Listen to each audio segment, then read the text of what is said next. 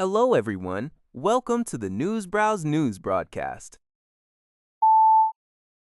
According to GG Press, Armenia held its parliamentary elections on June 7, representing a critical juncture for the nation's diplomatic direction.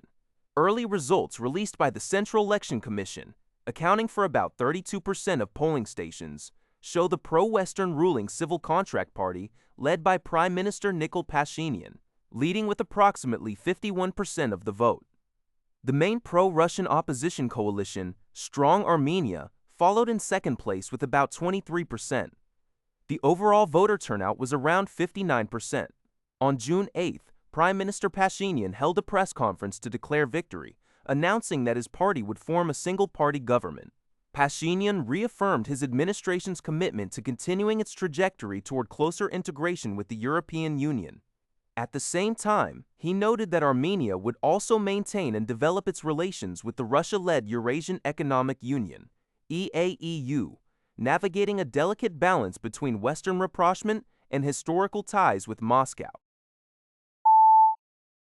According to NHK, U.S. President Donald Trump has stated that the recent Iranian missile attack on Israel is certainly not going to help negotiations.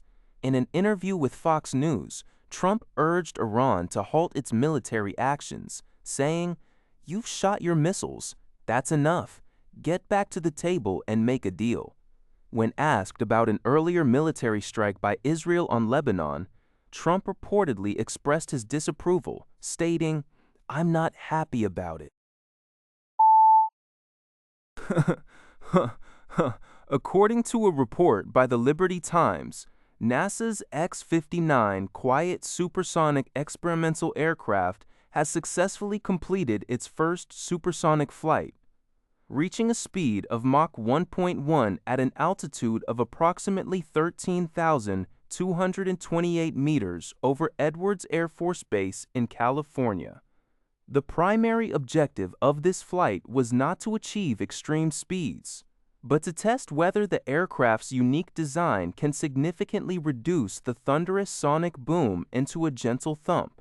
Since 1973, the Federal Aviation Administration, FAA, has banned overland commercial supersonic flights due to noise complaints. The X-59, central to NASA's Quest mission, features an elongated nose and customized aerodynamics to address this 53-year-old regulatory hurdle. In the next phase, NASA plans to fly the X-59 at Mach 1.4 over various U.S. communities to gather public perception data on the sound. This research could lead to new international noise standards, paving the way for the return of overland supersonic passenger travel. However, even if the sonic boom issue is solved, commercial supersonic flights will still need to overcome challenges regarding fuel efficiency, operating costs, and carbon emissions. According to NTV News (NNN), explosions were heard in several Iranian cities on June 8th, including the capital, Tehran, Tabriz, and Isfahan. Shortly after, the Israeli Air Force announced it had conducted airstrikes against military targets in western and central Iran. In response to the attack, Iran closed the airspace surrounding Tehran's international airport.